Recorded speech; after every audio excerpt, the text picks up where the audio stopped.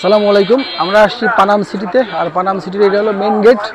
দেখেন মেইন গেটে লেখা আছে রবিবার সাপ্তাহিক বন্ধ। আপনারা কিন্তু আবার রবিবারে এসেন না, জাস্ট ফ্রাইডে টু কত মানডে টু ফ্রাইডে, না স্যাটারডে।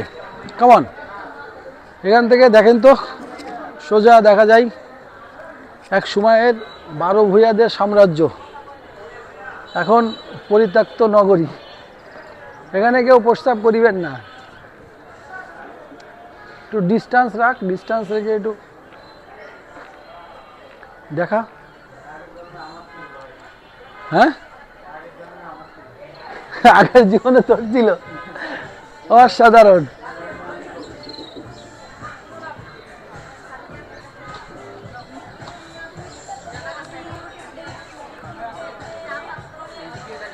আমার কাছে ক্যামেরাটা দিয়ে টিকিট কাট।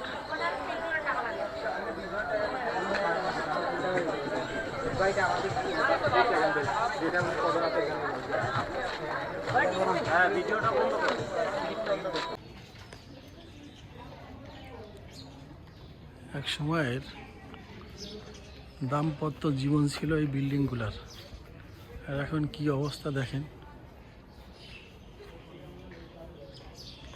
কয়েকশো বছর ধরে দাঁড়িয়ে দাঁড়িয়ে সর্বশেষ ধ্বংস অবশেষের মতো পরিস্থিতি। কিভাবে বানানো হতো আগের বিল্ডিংগুলো দেখেন।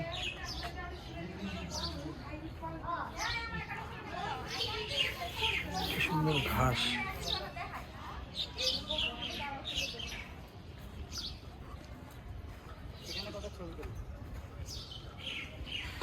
যতই দেখি তত মুগ্ধ হই। কি বড় বড় ওয়াল, আস্থা সব কালের সাক্ষী হিসেবে দাঁড়িয়ে বিল্ডিং আর বিল্ডিং। আহ, কি সুন্দর এটা ছিল কোথায়। এটাই হলো পানাম সিটির আসল সৌন্দর্য। অসাধারণ ছোট ছোট ঘর দেখেন, ছাদটা কি সুন্দর ডিজাইন করা।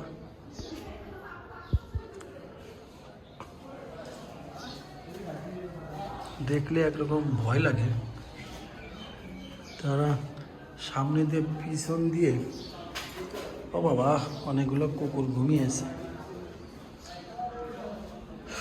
সুন্দর ঘর।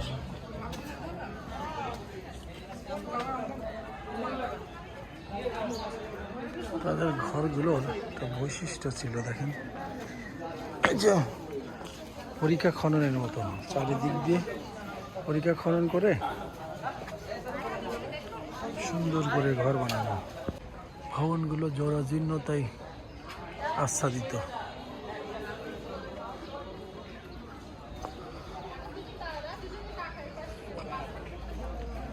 মজার একটা ব্যাপার হলো দেখেন, দুই পাশ দিয়ে তাদের বসবাসের গ্রাম ঘর মতো ছিল, আর মাঝ দিয়ে এই রোডের দুই পাশে তাদের বসবাস। এই বাড়িটা অনেক সুন্দর ছিল, কিন্তু ছোট ছোট ইট দিয়ে বানানো, কিন্তু এখন আর নাই। দেখেন ওই দুই তলায় কোন জমিদার যে ছিল আল্লাহ জানে, কিছুই নাই। জমিদারদের সব কিছু শেষ।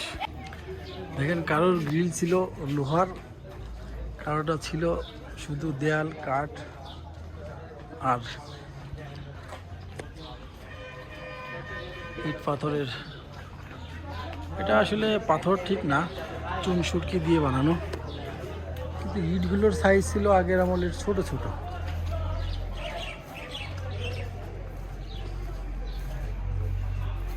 ছোট ছোট ইট দিয়ে বানানো ছিল ভবনগুলো। আমার বাড়ির প্রাচীরাঙ্গিনাও ছিল, দোতলা, মাঝখানে বারান্দা, এদিকে ফাঁকা। এটা হলো এই সমস্ত বাড়িঘরের পেছন সাইড। ওদিক দিয়ে রাস্তা চলে গেছে। কারো বাড়ির আবার পাঁচিলও ছিল, ওপাশ দিয়ে একটা নদী আছে। এপাশে একটা পাঁচিল, ওপাশে একটা পাঁচিল, কেউ পেছন দিয়ে সামনে দিয়ে আসছে। ওয়াও, দুই তলাটা সব শেষ, এখন দুই তলা নিচতলা নাই।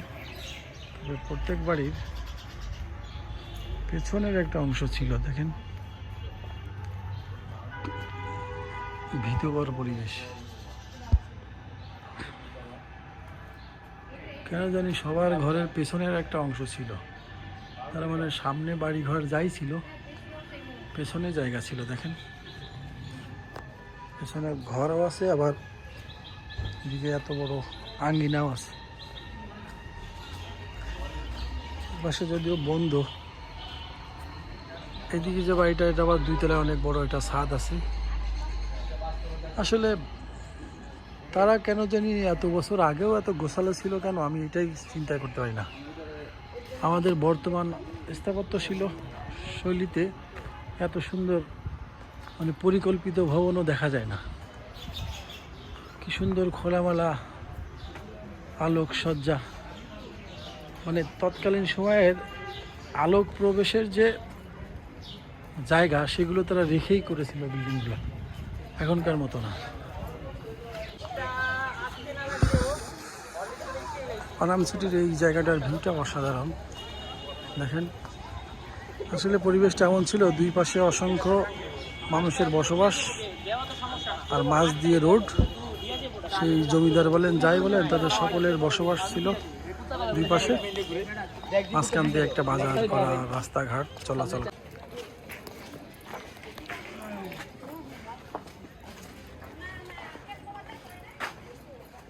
পাতলা পাতলা ইট আছে, অসাধারণ একটা ভিউ।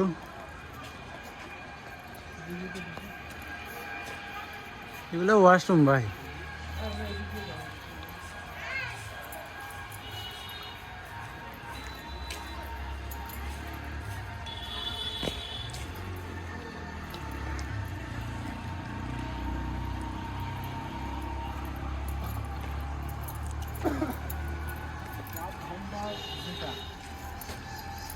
এই যে পিছনের অংশ, এগুলো নতুন করে করা।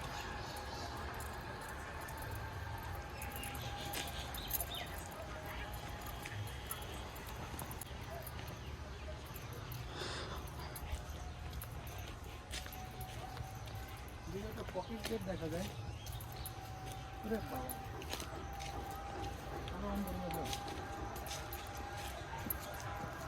ভিডিও করছিস? হ্যাঁ, ভিউটা ঠিক আছে। ডুমুর ফল না কি ফল? কি ফল না, এইভাবে ভিডিও করছিস বাঁকা করে পার। আর এটা তো সদর পারবো ওটা না, এটা পারে কি করবো? হলো পেছন পাশ, পেছন পাশের ভবনগুলো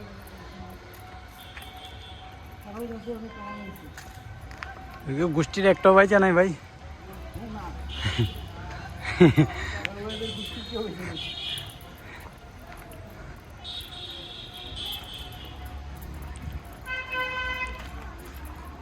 সুন্দর হয়েছে।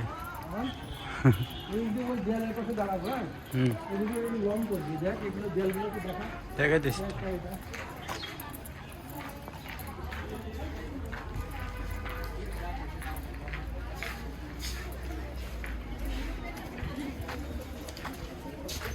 ঝুঁকিপূর্ণ ভবন। 1335। হরে কৃষ্ণ হরে কৃষ্ণ, তার মানে হিন্দুদের বসবাস ছিল। হরে কৃষ্ণ হরে কৃষ্ণ। এটাই ঘরের সামনে লেখা আছে হরে কৃষ্ণ হরে কৃষ্ণ।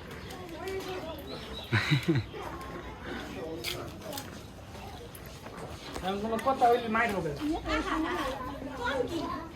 এনার্জি নাই কিন্তু 37। বাবা এটা দেখো তো কি অবস্থা হলো, আমাদের ফোনটা ভালো না। সেই পুরো তো নিতে পারে। হ্যাঁ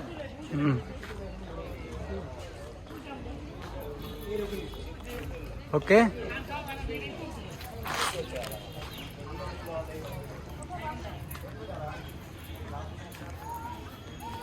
কথা 3 মিনিট 3.5 মিনিট হয়ে গেছে।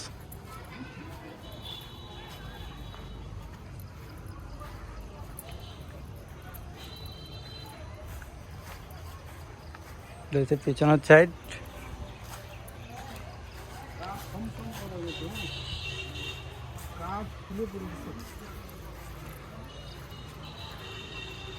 দেখা ওইদিকে 3 তলা বাড়িও ছিল দেখা যায়, এক তলা কত উঁচু। হ্যাঁ বাবা। হ্যাঁ ওকে।